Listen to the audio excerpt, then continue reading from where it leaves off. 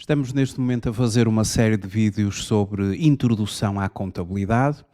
Neste vídeo vamos falar sobre o que são os balancetes, ou seja, que tipo de informação é que nós podemos retirar de um balancete, que tipos de balancete existem, como é que estão organizadas as contas, os saldos nos mesmos balancetes.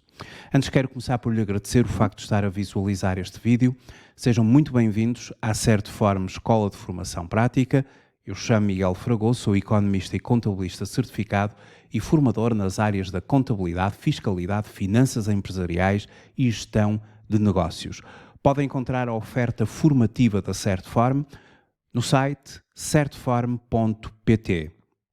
Em certform.pt vai começar por ter acesso aos cursos e suas datas de início em calendário de formação, os cursos que vamos iniciar ao longo do próximo e dos próximos meses. E se quiser ter acesso às informações detalhadas sobre cada percurso formativo, poderá sempre aceder a e-learning e live streaming no site da Certform e assim ter acesso a toda a informação sobre os cursos ministrados na forma e-learning, a partir da plataforma e-learning da Certform, disponível 24 horas por dia, 7 dias por semana. Quando faz a sua inscrição num curso e-learning, tem acesso à plataforma. Ser-lhe-ão atribuídas as credenciais para aceder à plataforma. Pode começar imediatamente o seu percurso formativo, fazê-lo de acordo com a sua disponibilidade, ao seu ritmo e a partir de qualquer parte do mundo. Na forma live streaming, os cursos são em tempo real, ou seja, com sessões síncronas, e os cursos live streaming dependem das tais datas de início, e para conhecer as datas de início bastará aceder ao calendário de formação e assim verificar as próximas formações que vamos iniciar ao longo do próximo mês e no mês corrente. Vamos então falar neste vídeo sobre balancetes. O que é um balancete? Em primeiro lugar, um balancete não é uma demonstração financeira. Demonstrações financeiras são aquelas que o sistema de normalização contabilística prevê, nomeadamente o balanço, a demonstração dos resultados por naturezas, a demonstração dos resultados por funções, e esta será por opção, a demonstração dos fluxos de caixa, a demonstração das alterações do capital próprio e o anexo. Em função da classificação das entidades entre médias e grandes entidades, ou pequenas entidades, ou microentidades, haverá um número de demonstrações financeiras específico para cada uma das grandezas. As demonstrações financeiras, um conjunto completo de demonstrações financeiras, que foi aquele que eu acabei agora de elencar, aplica-se às grandes e médias empresas. Terão de apresentar as tais 5 demonstrações financeiras. Balanço, demonstração dos resultados, por naturezas obrigatória, por funções é sempre uma opção, fazê-la ou não. A demonstração dos fluxos de caixa, a demonstração das alterações do capital próprio e o anexo, aplicado às grandes e médias entidades. As pequenas entidades apresentam o balanço, a demonstração dos resultados e o anexo nos modelos próprios para pequenas entidades, e as microentidades apenas terão de apresentar um balanço e uma demonstração dos resultados. Estão dispensadas da apresentação do anexo quando colocam um conjunto de notas que se seguem ao próprio balanço ou no seguimento no próprio balanço e, consequentemente, essas microentidades apresentam 2 demonstrações financeiras nos modelos próprios para as microentidades, mas isto são as demonstrações financeiras. Um balancete não é uma demonstração financeira. Então, o que é um balancete? Um balancete é um mapa contabilístico onde vamos encontrar informação sobre as várias contas que ao longo de um determinado período foram movimentadas na contabilidade financeira e os saldos que foram registados nessas mesmas contas. E por falar em contas, as contas são as contas do Código de Contas. Ou seja, no balancete, as contas vão aparecer exatamente pela ordem que aparecem no Código de Contas. O Código de Contas do Sistema de Normalização Contabilística. Vamos precisamente começar por aqui. O Código de Contas ele é constituído pelas classes de contas, pelas contas e pelas subcontas. E dentro do Código de Contas nós temos a classe dos meios financeiros líquidos, que é desagregada num conjunto de contas, caixa, depósitos à ordem, outros depósitos bancários, outros instrumentos financeiros, que por sua vez vão ser ramificadas em subcontas, conforme nos é apresentado no Código de Contas. A classe das contas a receber e a pagar, as suas contas e respectivas subcontas.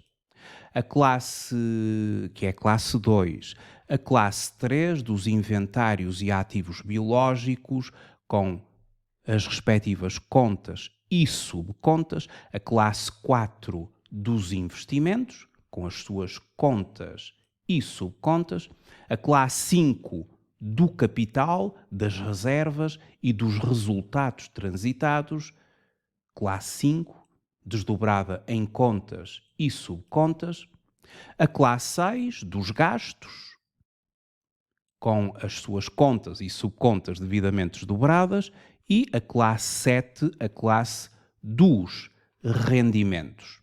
Também no Código de Contas, desdobrada em contas e respectivas subcontas.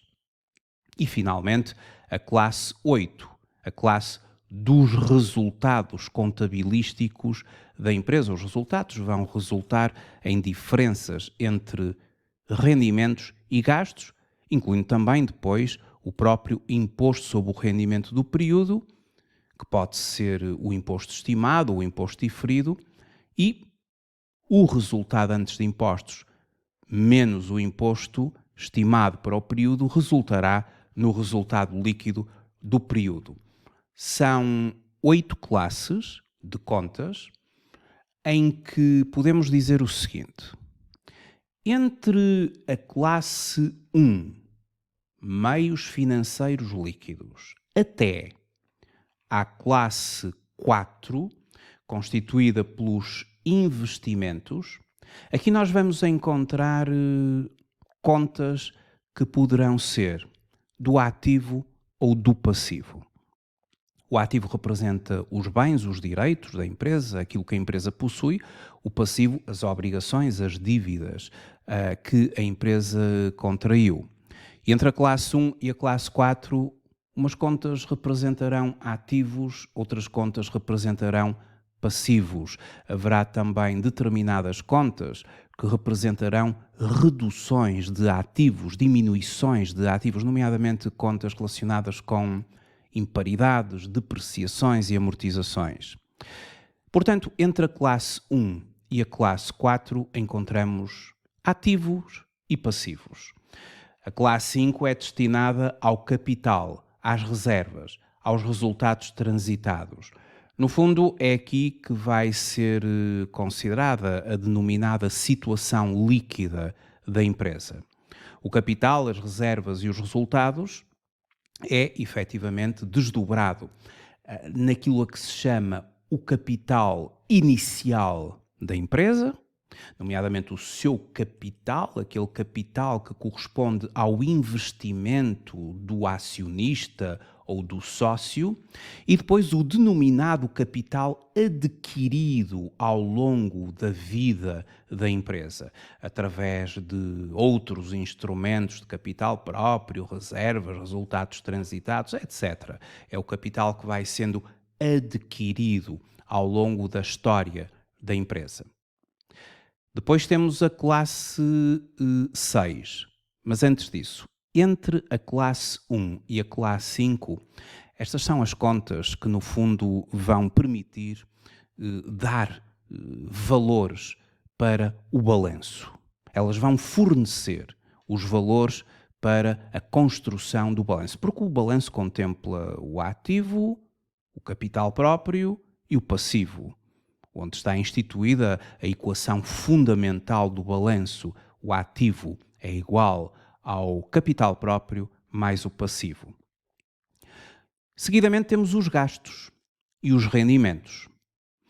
Os gastos a classe 6, os rendimentos a classe 7, aqui no Código de Contas, e os saldos que nós vamos encontrar nestas contas, no final de cada período de relato, vão ser aqueles que nos vão permitir fornecer a demonstração dos resultados de valores. Os rendimentos e os gastos são contas que nascem, entre aspas, no início do ano e morrem no fim do ano a partir do apuramento dos resultados. Ou seja, os rendimentos e os gastos não vão transitar para período seguinte. Contrariamente às contas de balanço, cujos saldos efetivamente podem passar para períodos seguintes. Ora, são estas contas que nós encontramos aqui no Código de Contas que também vamos encontrar no tal mapa contabilístico denominado balancete. Existem dois grandes tipos de balancetes. Existe o denominado balancete geral ou analítico, que é um balancete onde nós vamos encontrar as classes, as contas e as subcontas, ou seja, toda a ramificação expressa que nos permite ter uma informação de detalhe, contas, classes, contas e subcontas. E depois temos um balancete, que é o denominado balancete do razão. Este que estamos agora a observar. E no balancete do razão nós vamos encontrar apenas as denominadas contas do razão. 11 caixa, 12 depósitos à ordem, 21 clientes, contas de 2 dígitos.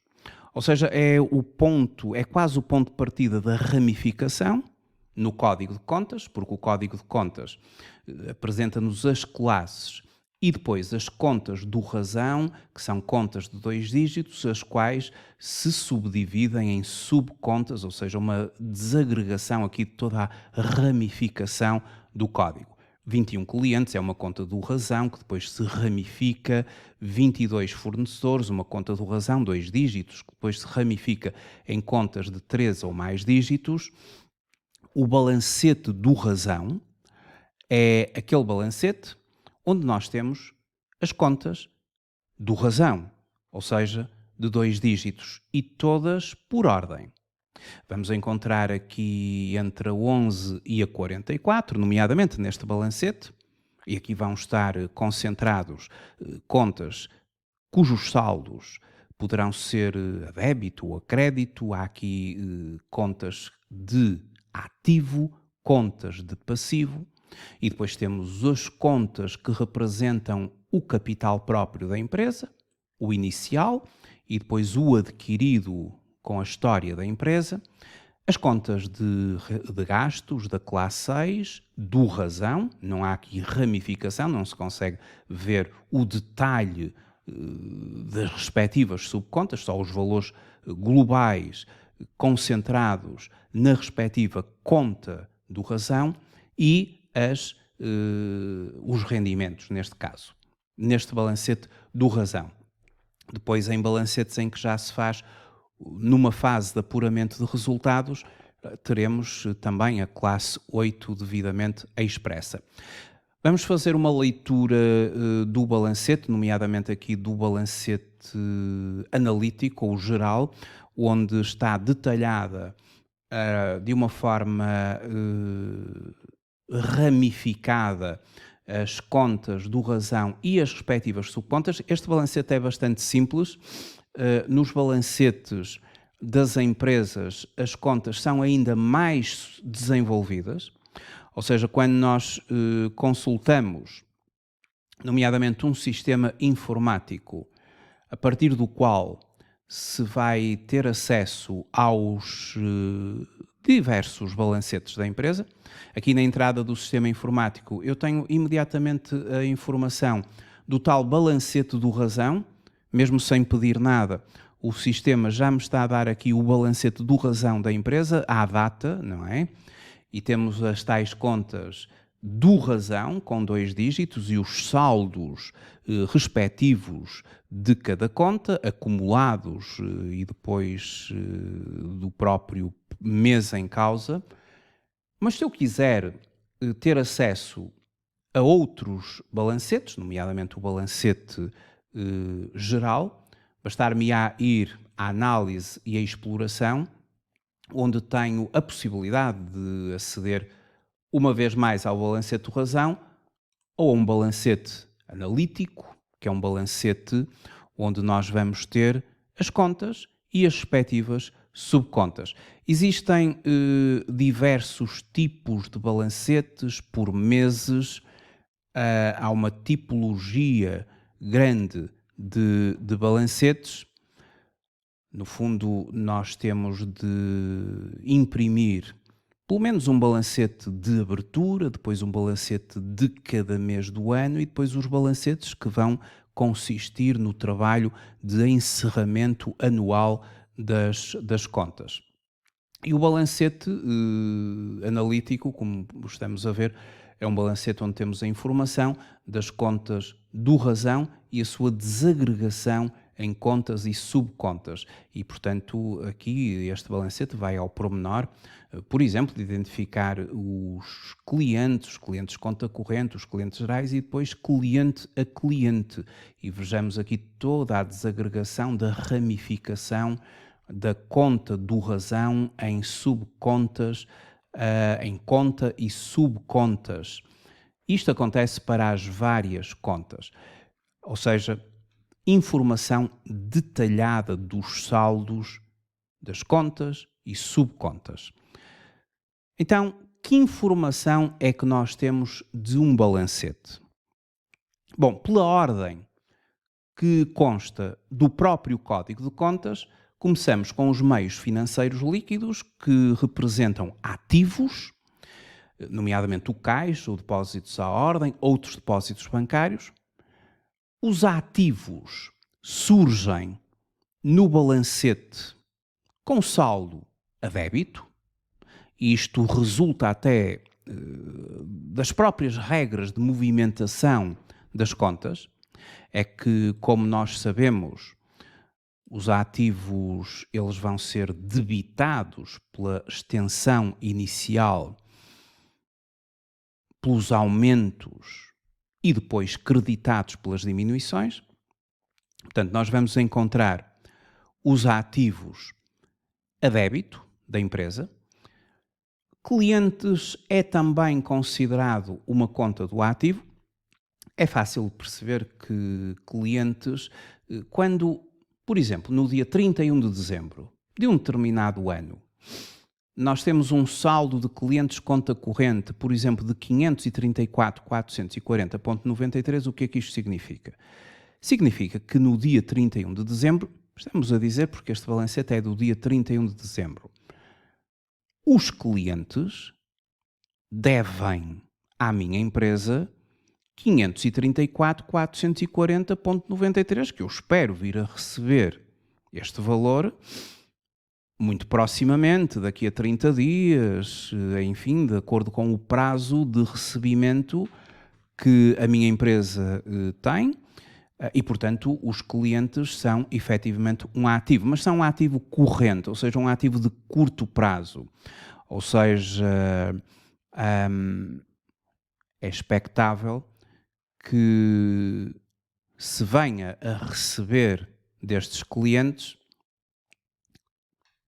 proximamente, nos próximos 30, 60 dias, e, portanto, é um ativo de curto prazo. Até 12 meses é um ativo de curto prazo, um ativo corrente. Temos os clientes de cobrança duvidosa, que também constituem para já um ativo, e depois temos umas perdas por imparidade em clientes, e elas aparecem a crédito. Porquê? porque tudo o que tem a ver com perdas por imparidade, ou mesmo também depreciações e amortizações, isso vamos encontrar mais abaixo nos investimentos, na verdade traduzem-se em diminuições do ativo. E as diminuições do ativo figurarão também a crédito. Esta desagregação das subcontas, ela vai surgir em somatório na conta do razão. Ou seja, a conta do razão 21 clientes expressa a débito, ou como saldo devedor 612.691.62 e que depois faz ali uma desagregação nas suas respectivas subcontas. A crédito 75.884.13, que se desagrega, neste caso, nas perdas por imparidade e podemos ter ali a informação. Os fornecedores são naturalmente passivo.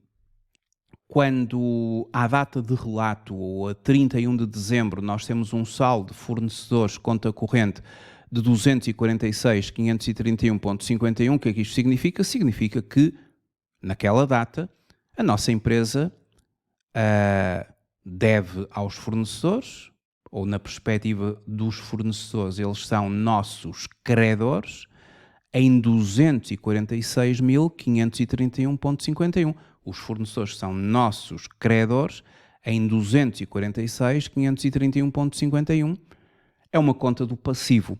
Os passivos surgem no balancete a crédito, ou seja, do lado aqui do crédito. Isto advém das próprias regras de movimentação dos passivos. Conforme nós já vimos, quando se trata de um ativo, debita-se pelo saldo inicial e credita-se pela diminuição, debita-se pelo saldo inicial pelos aumentos e credita-se pelas diminuições, a regra de movimentação de uma conta do ativo, a regra de movimentação de uma conta do passivo. Quando é uma conta do passivo, vai ser debitada por diminuições e vai ser creditada pelo seu saldo inicial, pela sua extensão inicial e pelos aumentos da dívida. Vamos também proceder ao crédito. Sempre que há um aumento de dívida, nós creditamos a conta do passivo. Sempre que se paga a dívida e a dívida diminui, nós debitamos essa mesma conta do passivo. E daí, como os passivos são creditados pela sua extensão inicial e creditados pelos aumentos, os passivos surgem naturalmente com saldo credor. Apesar de que, por vezes, nós, dentro daquilo que são os passivos, nós vamos encontrar algumas subcontas, nomeadamente adiantamentos a fornecedores, que surgem a débito. Isto porque adiantamentos a fornecedores, na realidade, não é um passivo. Fornecedores conta corrente, sim, é um passivo. Identifica à data do balancete o montante que nós temos a pagar nos próximos 30 dias, nos próximos 60 dias, por isso também fornecedores é um passivo corrente de curto prazo, ou seja, a exigibilidade é até 12 meses e aqui vamos encontrar o montante respeitante às dívidas, aos fornecedores. Mas quando fazemos um adiantamento a um fornecedor, isso não é dívida. Um adiantamento a um fornecedor é um adiantamento de um determinado valor por conta de uma mercadoria ou de um serviço que nos virá a ser fornecido ou prestado e, portanto, quando eu faço um adiantamento a um fornecedor, passo eu a ter um direito sobre esse fornecedor e, consequentemente, adiantamentos a fornecedores é considerado um ativo e vai figurar no balanço no lado do ativo corrente. Depois temos as contas do pessoal, normalmente são passivos, dívidas de remunerações aos trabalhadores. O Estado e outros entes públicos. O Estado e outros entes públicos, que é a conta 24, poderá ter uma natureza de ativo, nomeadamente em reembolsos de impostos, em pagamentos por conta, ou de passivo, impostos a pagar. Quando nós temos aqui, por exemplo, o IVA de 54.508,62 do lado do crédito, isto significa que é IVA a pagar. É um passivo, é uma dívida. O mesmo para as contribuições da Segurança Social. Se eventualmente eu tenho os pagamentos por conta ou retenções efetuadas por terceiros do lado do débito, isto é um ativo. É um direito que a empresa virá a ter no seu cálculo depois final do imposto autoliquidado, subtrair as antecipações de imposto que já fez, nomeadamente pela via dos pagamentos por conta e de retenções na fonte, que são antecipações por conta do imposto a final. E, consequentemente, eles aparecem do lado da componente ativo do Estado. O Estado tem, então, estas duas componentes. Ativo, impostos a recuperar. Passivo, impostos a pagar. Os financiamentos obtidos, naturalmente, são contas de passivo. Dívida a bancos, dívida a sociedades, nomeadamente locadoras, locações financeiras, e, portanto, naturalmente, quando nós temos nos financiamentos obtidos instituições de crédito, é dívida à banca. Naturalmente aparecerá do lado credor porque, como disse, os passivos aparecem aqui do lado do crédito. O mesmo acontece para outras contas a receber e a pagar. Quando é a receber, virá normalmente do lado do ativo, ou seja, a débito, não é? Saldo devedor, constituem-se ativos, a pagar constituem-se passivos, dívidas, obrigações e, portanto, são expressas no balancete na parte do crédito. Os inventários, a classe 3, ninguém tem dúvidas que inventários representa ativo, débito. Poderá haver eventualmente imparidades em inventários, basta ir ao código de contas, e na classe 3, mercadorias, 32, temos as perdas por imparidade acumuladas. E as perdas por imparidade, como eu já tinha referido, constituem-se como diminuições do ativo. Atenção, diminuições do ativo, não é passivo, diminuições do ativo, perdas por imparidade. E, consequentemente, as perdas por imparidade vão surgir nos nossos balancetes, caso elas existam, surgiria do lado do crédito para diminuir, reduzir ao ativo, porque no balanço os ativos são expressos pelos seus valores de aquisição, subtraídos, deduzidos das perdas por imparidade e, no caso dos investimentos, das depreciações para os ativos fixos tangíveis e das amortizações para os ativos intangíveis.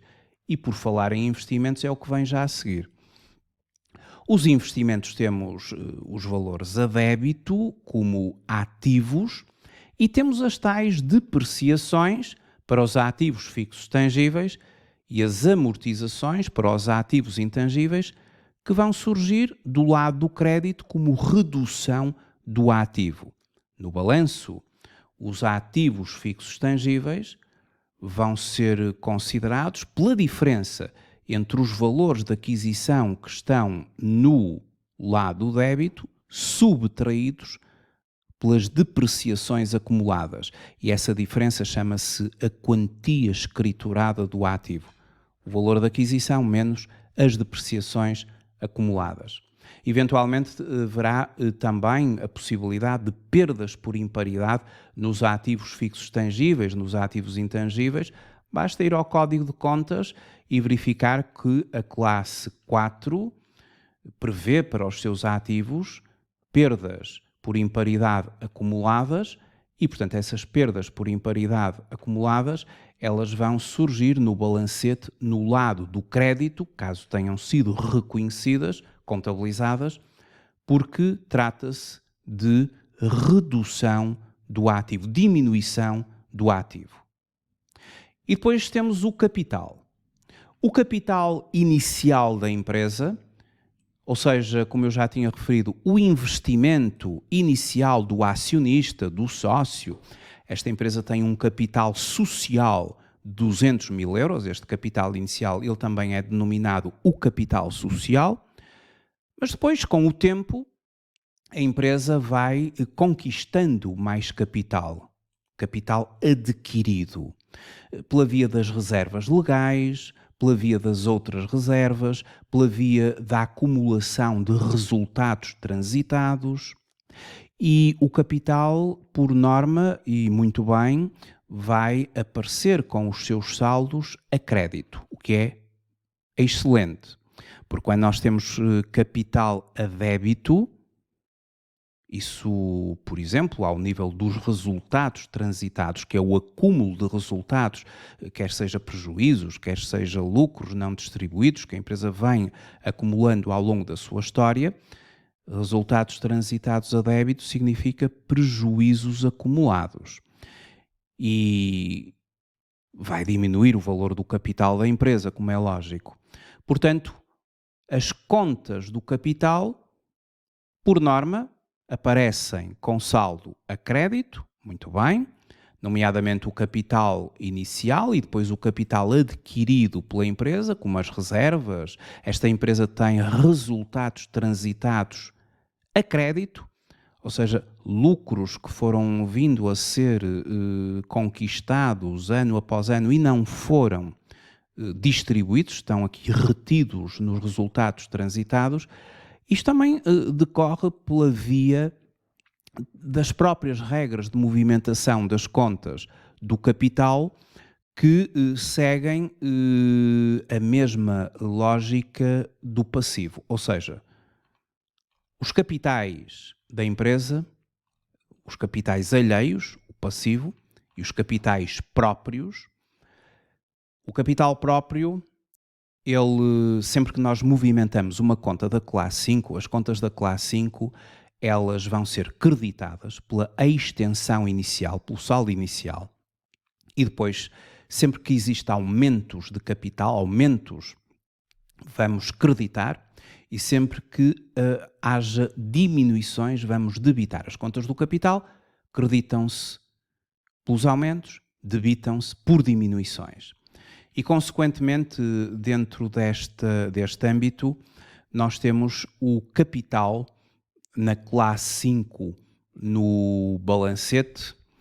Esta empresa, em termos de capital, ela começou com 200 mil euros e depois, por via do reforço das reservas legais, da constituição de outras reservas, do acúmulo de resultados transitados positivos, ela atualmente tem um capital próprio que totalizará a diferença entre o crédito e o débito, saldo credor, 1.270.374,66. Este será o valor que depois terá de constituir o somatório no balanço em termos de capital próprio da empresa. Esta é uma sociedade anónima e, consequentemente, nas suas reservas legais, ela já conseguiu alcançar 20% do capital social. A sociedade anónima terá de apresentar 20% do capital social nas suas reservas legais.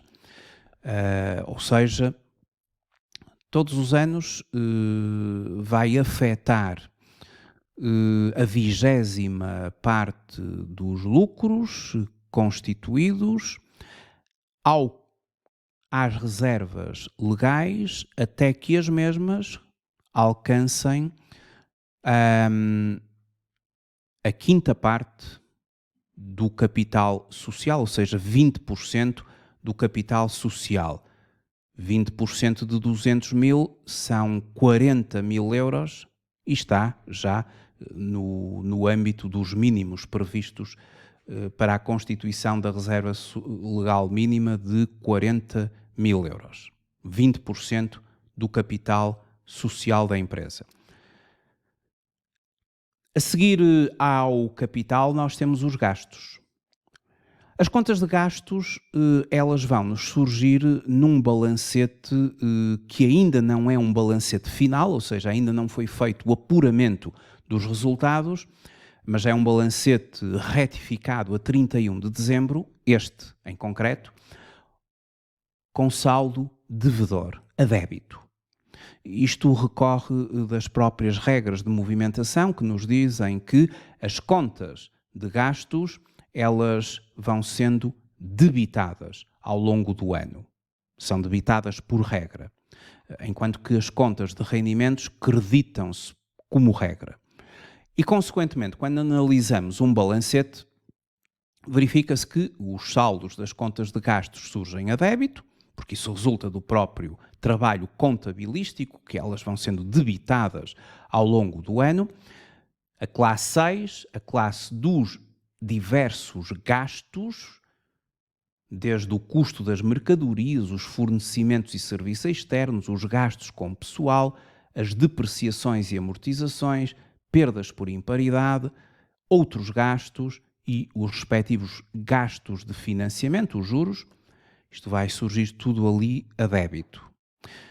E os rendimentos, que vão surgir a crédito e que ocorre da própria regra de movimentação contabilística, que eu já referi, que os rendimentos creditam-se. E, portanto, as vendas, as prestações de serviços, outros rendimentos vão surgir a crédito. Por vezes, nós temos algumas contas de rendimentos que vamos observar o seu valor a débito. Porquê? Porque, vejamos, por exemplo, aqui no Código de Contas, a classe 7, a conta 71, é a conta de vendas de mercadorias e esta conta vai registar a crédito as bases respeitantes às vendas de mercadorias.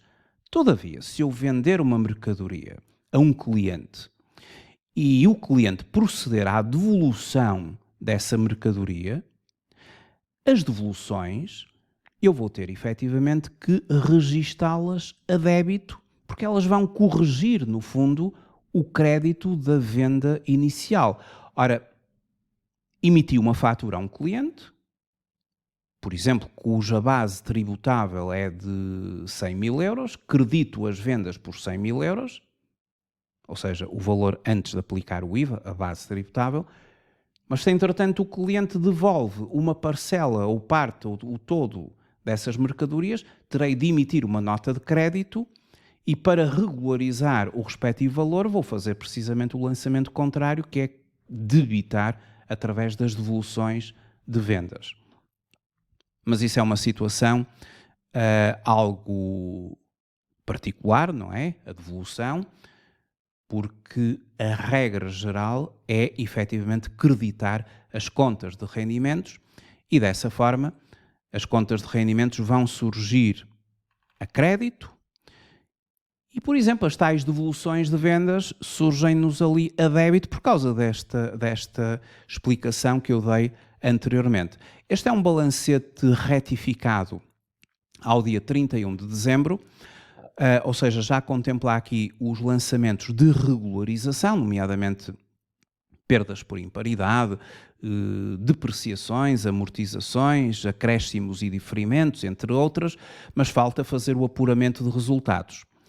E o apuramento de resultados, quando se fizer o apuramento de resultados, o apuramento de resultados vai consistir em todas as contas de gastos que estão a débito vão passar para crédito, por contrapartida de débito na classe 8 dos resultados, e as contas de rendimentos que figuram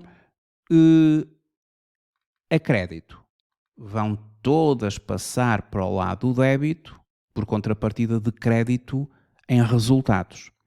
E os resultados recebem a crédito os rendimentos, recebem a débito os gastos. E quando o crédito é superior ao débito, na conta de resultados vamos ter uns resultados positivos, lucros contabilísticos. Caso contrário, caso o débito seja superior ao crédito nos resultados, é porque os gastos foram superiores aos rendimentos e vai haver prejuízos na perspectiva contabilística. E, portanto, nesse balancete posterior àquele que eu estou a apresentar, o balancete de apuramento de resultados, todas as contas de rendimentos e todas as contas de gastos vão surgir saldadas e por isso elas morrem no final do ano. Como eu disse, as contas de rendimentos nascem no início do ano e morrem no final do ano com o apuramento dos resultados. Ficará tudo concentrado na classe 8. Já as contas do ativo e do passivo, essas vão transitar os saldos para o período seguinte. O balancete final de um ano vai se transformar no balancete inicial do próximo ano, através da transposição dos saldos das contas do ativo, do passivo, do capital e do resultado líquido, entretanto já apurado no período anterior. E, portanto, esta é a informação que nós temos no balancete. Estas regras de movimentação das contas que nós vimos influenciam, logicamente, toda esta perspectiva. Porque quando nós temos os ativos que debitam pelos aumentos e creditam pelas diminuições, os passivos que debitam pelas diminuições e creditam pelos aumentos, o capital próprio, cuja regra de movimentação é creditar por aumentos e debitar por diminuições, as contas de gastos, que por regra vão sendo debitadas, as contas de rendimentos, que por regra vão ser creditadas. Obviamente que esta movimentação vai influenciar os saldos das contas. Aquelas que são creditadas vão aparecer com saldo a crédito, aquelas que são debitadas vão aparecer com saldo a débito e, portanto, estas regras influenciam efetivamente a apresentação dos saldos no respectivo balancete. Ora, vejamos aqui este lançamento para finalizar, onde vamos aplicar precisamente estas regras que acabei de referir. Uma empresa vende uma mercadoria através da fatura 569 no dia 30 de abril. A mercadoria é vendida por 220 mil euros, sobre a qual incide IVA à taxa de 23%. E considera-se que esta fatura é concedido ao cliente, por exemplo, um prazo de 30 dias. Ou seja, não vamos receber imediatamente o valor, vamos emitir uma fatura e, portanto, estamos a conceder um crédito ao cliente a 30 dias. Como é que vamos contabilizar isto? Tudo começa por, no código de contas, selecionar as contas corretas. Vamos ter aqui que considerar uma conta de rendimentos da classe 7, precisamente a conta 71, que se divide na subconta 711 mercadorias. Vamos registar aqui o denominado rédito da venda. Depois teremos de considerar o IVA a favor do Estado. E o IVA a favor do Estado resulta aqui no código de contas da conta 24 Estado e outros entes públicos, nomeadamente o IVA e o IVA liquidado. Nas vendas nós consideramos IVA liquidado. Nas compras, caso nos seja permitido, o imposto suportado nas compras, nós vamos deduzi-lo, caso nos seja permitido. E, neste caso, o IVA liquidado, porque se traduz numa venda. E os clientes, ou seja, o cliente em concreto será o 21, clientes, depois clientes, conta corrente, e vamos considerar os clientes gerais, uma vez que o cliente em causa é um cliente que não tem qualquer tipo de relação do ponto de vista empresarial, de grupo, de concentração empresarial, de participação na nossa entidade. Então é um cliente geral. Ora, para fazermos esse movimento, Começamos por considerar as vendas a crédito, porque é uma conta de rendimentos. E os rendimentos creditam-se, não é? Por 220 mil euros, que é a base tributável, o valor sobre o qual depois incide o IVA. As vendas são registadas pela base tributável, ou seja, antes de aplicar o IVA.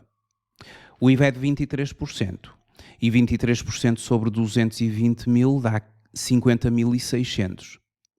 O IVA é um IVA liquidado, é um IVA a favor do Estado. É um passivo. O IVA a favor do Estado é um passivo. E os passivos creditam-se pelos aumentos. E acabamos agora com este lançamento de aumentar a dívida em relação ao Estado. Porque este valor de 50.600 euros que nós estamos a cobrar ao cliente, ele vai ter que ser, através da declaração periódica do IVA, declarado, porque é um IVA a favor do Estado. É uma obrigação da nossa empresa. E o cliente, que nós estamos a considerar aqui a conta 2111, clientes gerais, clientes de conta corrente gerais, e que depois está desdobrado no número que este cliente tem dentro do nosso sistema informático. Aqui um código de contas bastante desdobrado em função aqui das necessidades da nossa empresa. O cliente vai ser debitado pelo total da fatura, 270.600 euros. E porque é que é debitado? É uma conta do ativo. E os ativos debitam-se pelos aumentos. Ou seja, acaba, neste momento, a nossa empresa de adquirir o direito a vir a receber, daqui a 30 dias, por exemplo, 270.600 euros do cliente. O cliente vai ser debitado. Ele é devedor agora da empresa em 270.600. Isto tudo vai ter repercussões no balancete. Quando eu introduzir este lançamento no balancete, a conta 71.1 surgirá com mais 220 mil euros a crédito, considerando que já tinha valores. O IVA liquidado virá reforçado com mais 50.600 euros a crédito, do lado do crédito. E os meus clientes, em concreto este, a sua dívida virá aumentada em mais 270.600 e do lado do débito. Se estivermos a utilizar um sistema de inventário permanente, haverá que considerar também aqui a questão de que se eu estou a vender a um cliente, a mercadoria tem um custo e há que fazer a saída dessa mercadoria de armazém. E o custo desta mercadoria é de 190 mil euros, eu estou a vender por 220 mil, esta mercadoria foi adquirida por 190 mil, é o seu custo, então eu vou registar em sistema de inventário permanente o custo da mercadoria vendida e da matéria consumida. No código de contas é a conta 61, é uma conta de gastos, tem que ser debitado. O custo da mercadoria debita-se porque é uma conta de gastos. E a conta de mercadorias, que no fundo representa aqui o meu armazém. O que é que acontece? Há uma saída de mercadoria para o cliente cujo custo é de 190 mil, sendo a conta 32 de mercadorias uma conta de ativo, está agora a haver uma diminuição da mercadoria da empresa, está a sair e, portanto, vamos creditar esta conta por 190 mil euros. A conta 32 do armazém, ela configura aqui as mercadorias, vai ser debitada quando há aumento do estoque, portanto, quando há reforço ali do armazém, e vai ser creditada quando há saída, quando há diminuição, conforme estamos a acabar aqui de referir. Tudo isto, como disse, vai ter repercussões no balancete. No balancete, nos gastos, na conta 61 virá mais 190 mil euros a débito e a conta 32, do lado do crédito, 190 mil. E, portanto, lançamento a lançamento vai haver alterações no balancete da empresa. No final de cada mês emite-se o balancete daquele mês, já tendo feito, por exemplo, o apuramento do IVA, vai-se emitir o balancete do mês de janeiro, de fevereiro e por aí fora. Não esquecer o balancete de abertura também.